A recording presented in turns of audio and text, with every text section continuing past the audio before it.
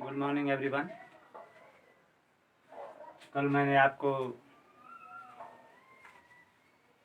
उर्चल हारी कविता का अर्थ बताया था।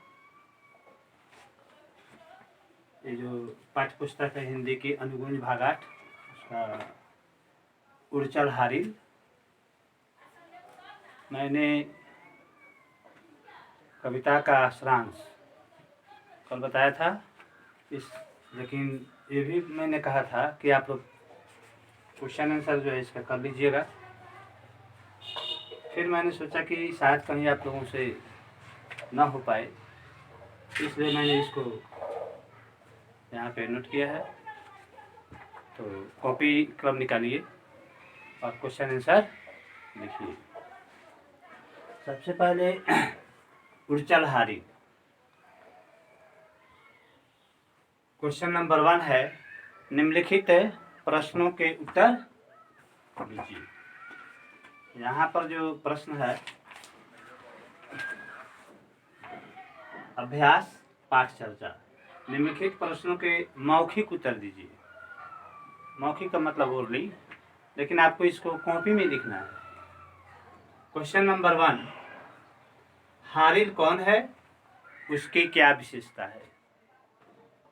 हारिल कौन है, उसकी क्या विशेषता है? आंसर लिखिए। हारिल एक हरा रंग का पक्षी है।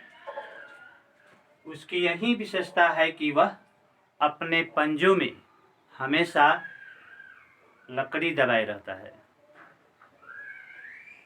तिनका जो दिया गया है उसमें उसी को लकड़ी कहते हैं, टहनी।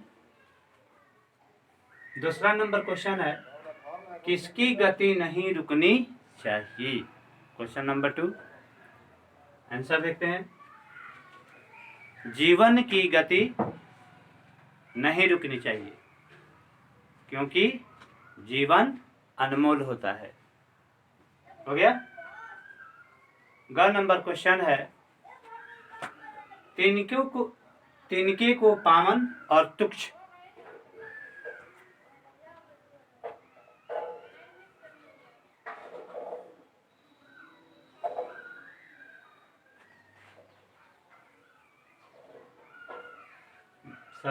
तिनके को क्या क्या कहा गया है? उत्तर लिखिए। तिनके को पावन और तुच्छ कहा गया है। ठीक है।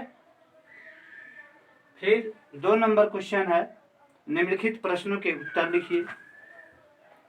देखिए बुक में। ठीक है। क नंबर क्वेश्चन है, प्रश्न क, कवि हारिल को क्या कहकर उड़ने के लिए प्रेरित कर रहा है? ठीक है। उत्तर लिखिए। कवि हारिल के माध्यम से मनुष्य को यह प्रेरित करता है कि हर मनुष्य के अंदर प्रतिभा होती है, कुछ शक्ति छिपी होती है, उसको पहचानना चाहिए और किसी के भरोसे नहीं रहना चाहिए। ख नंबर क्वेश्चन है, निर्माण के विषय में कवि हारिल से क्या कहता है? बुक में देखिए। ठीक है। उत्तर होगा, निर्माण के विषय में कवि हारिल से कहता है कि हे हारिल, तेरे अंदर शक्ति अथाह है,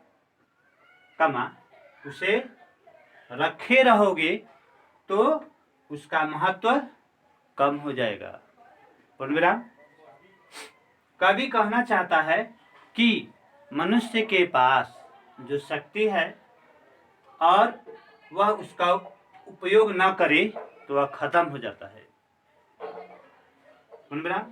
जो चाह है वह भी खत्म हो जाता है या वह खत्म हो जाएगा। ग नंबर क्वेश्चन है, कवि हारिल को किन किन से सचेत कर रहा है? ठीक है। इसका उत्तर है, कवि ने हारिल को कहा है कि संसार के उपहास से सचेत रहो, शून्य के घेरे से सचेत रहो, किसी चीज का निर्माण होता है तो कुछ लोग नकारात्मक भी सोचते हैं और निराश भी कर देते हैं।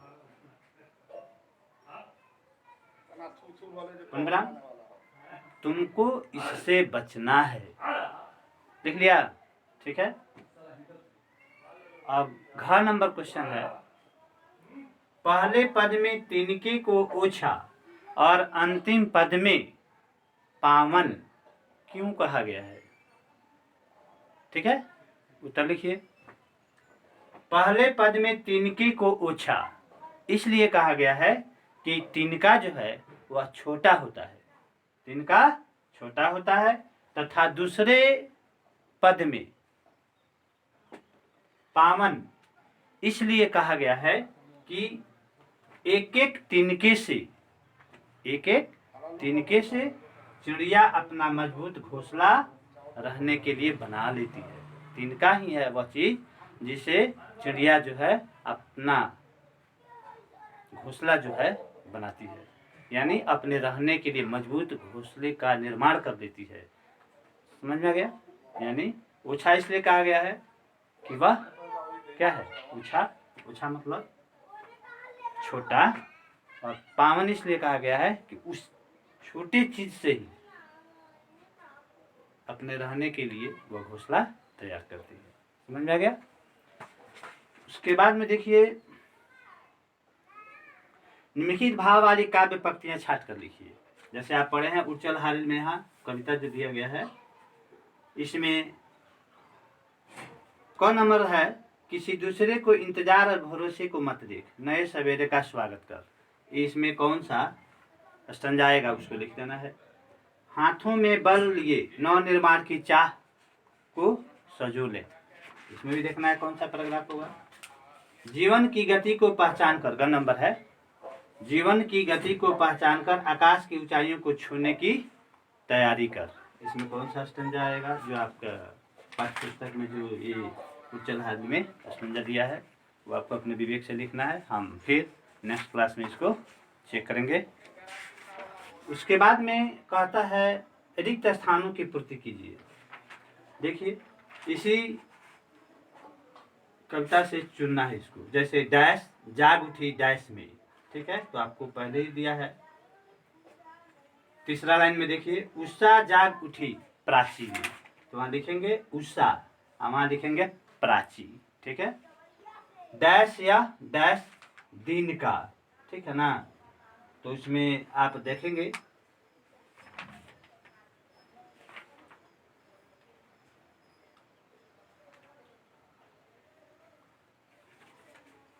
आह्वान, फिर वहां लिखेंगे नूतन, फिर दिया है उड़चल, तब लिखेंगे हारी, फिर दिया है लिए के बाद डैश है हाथ में, ठीक है, एक डैश एक, तो एक यहाँ भरेंगे अनोखा, पावन के आगे लिखेंगे तीन का। समझ गए? 5 नंबर क्वेश्चन जो है कहता है सही उत्तर पर सही का चिन्ह लगाइए। हारिल कौन है? ऑप्शन दिया हुआ है, एक एक पतंगा, तोता, एक विशेष पक्षी, एक प्रकार का कौवा, ठीक है ना। तो यहाँ पर देखेंगे एक विशेष प्रकार का पक्षी है। मैंने बताया था आपको कि हारिल जो है एक हरा रंग का पक्षी है। हरा ऐसे रंग तो तोता का ही होता है, लेकिन यह हारिल जो है उसको हरा रंग मिला हुआ है प्रकृति से। हारिल तिनका क्यों ले जा रहा है? इसमें ऑप्शन 4 को दिया हुआ है, जिसमें क ख ग घ नंबर जो है वह ऑप्शन हो जाएगा संतुलन बनाने के लिए, क्योंकि वह अपने पंजों में जो लकड़ी दबाए रहता है उससे उसके शरीर का संतुलन बना रहता है। कवि हारिल को क्या बनने के लिए प्रेरित कर रहा है? सैनिक, कर्मशील, कलबाजी की साहसी, ठीक है ना। तो देखिए स्टंजा में यहाँ आपको दिया हुआ है, वहाँ लिखेंगे साहसी। यदि रास्ते में कोई अगर आपको रोक रहा है तो तुमको रुकना नहीं है, आगे बढ़ना है। यानी हिम्मती आदमी जिसके अंदर साहस भरा होता है वही आगे बढ़ता है। अगला नंबर है, प्रातः काल हारिल को किसका आह्वान करना चाहिए? प्रातः मैंने सुबह, साथी का, नए दिन का, मेघों का कि खुले गगन का। ऑप्शन है कवि हारिल को नभ में क्या करने के लिए प्रेरित कर रहा है। उसमें भी 4 ऑप्शन दिया हुआ है। हलचल मचाने के लिए, हवा से बात करने के लिए, बादलों को छूने के लिए कि वर्षा करने के लिए। तो इसका क्या ऑप्शन हो जाएगा? हलचल मचाने के लिए। ठीक है, बस। अब इसमें भाषा कौशल जो है वो जब व्याकरण की घंटी आएगी तो हम आपको सोल्व करा देंगे। पाठ के आधार पर सार्थक विशेषण बताइए। जैसे तीन का, तो वहाँ 2 चीज़ है, ऊंचा तीन का, ठीक है ना, तो वहाँ विशेषण लगेगा ऊंचा, ठीक है ना। पंख, पंख में कैसा है आदि का पंख को लिख देंगे। दिशाएं, दिशाएं जो है कितनी होती है? 10, 10 दिशाएं लिखेंगे। नभ, तो नभ कैसा रंग का होता है वो लिख देंगे। उषा, उसके बाद में कैसा उषा है वो लिख देंगे। दिन, कैसा दिन है वो लिख देंगे। वाक्य में प्रयोग करना है 2 नंबर, उषा, शक्ति, प्रहास, अनोखा। वाक्य में प्रयोग कर लीजिएगा अपने विवेक से। सार्थक शब्द बनाइए। कानती, कानती, तो वहां लिखेंगे ती न का, तीन का हो जाएगा सार्थक शब्द, ठीक है ना। उसी तरह दिया है सारुभ, तो भरोसा, भरोसा हो जाएगा। नवजी, ठीक है ना, ठीक है। ला ल ल ल चल, उसके बाद में दिया वा आ न ह, आह्वान। तो इसी तरह अपने दिमाग से बनाइएगा। तिनके से संबंधित मुहावरों से वाक्य बनाइए। जैसे तिनके का सहारा, तिनका तिनका बिखर जाना, तिनके का पहाड़ बनाना, तिनका तिनका करके जुड़ना, ये मुहावरा है। इसे वाक्य बनाना है आपको। खैर, अगले समय में जब हम क्लास में आएंगे तो व्याकरण की घंटी होगी और उस व्याकरण की घंटी में इसको हम सोल्व करा देंगे, ठीक है। फिर हम आपको बताएंगे पाठ 2, ये इसका नाम है ए बुजुर्ग, ठीक है ना। आप इसको घर पर स्टडी करेंगे और फिर हम इसके बारे में बताएंगे कि बुजुर्ग, परिवार में जो माता पिता दादा चाचा चाची होते हैं उन्हीं को हम बुजुर्ग कहते हैं, ठीक है ना। तो परिवार में बुजुर्ग रहते हैं तो क्या होता है, जिनके परिवार में इनकी साया उठ जाती है उस बच्चे का क्या होता है, ठीक है ना। इसी के आधार पर लेखक जो है बहुत ही बढ़िया ढंग से इस पाठ में बताया है, जो आप पढ़ेंगे घर पे और फिर हम इसको अगले कक्षा में, अगले समय में आकर के आपको बताएंगे जब हिंदी की घंटी होगी। तो नाना नानी बहन भाई से भरा घर जो होता है बच्चों को सीख देता है। जहाँ एक ओर घर में बड़ों की डांट फटकार से बच्चे परेशान हो जाते हैं, वहीं दूसरी ओर बड़ों के साथ रहते हुए जिम्मेदारियों को बखूबी से निभाना भी जानते हैं। मेन पॉइंट है इसका। तो बुजुर्ग जब होते हैं तो बच्चे कहीं से गलती करके आते हैं तो मारते हैं, पीटते हैं, समझाते हैं, अच्छा रास्ता पर चलने के लिए बताते हैं, ठीक है ना।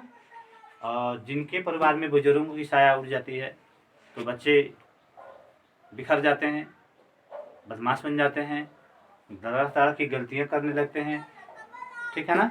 ये सभी बातें इस पाठ में आपको पढ़ने को मिलेगी। फिर हम अगली क्लास में मिलेंगे। धन्यवाद।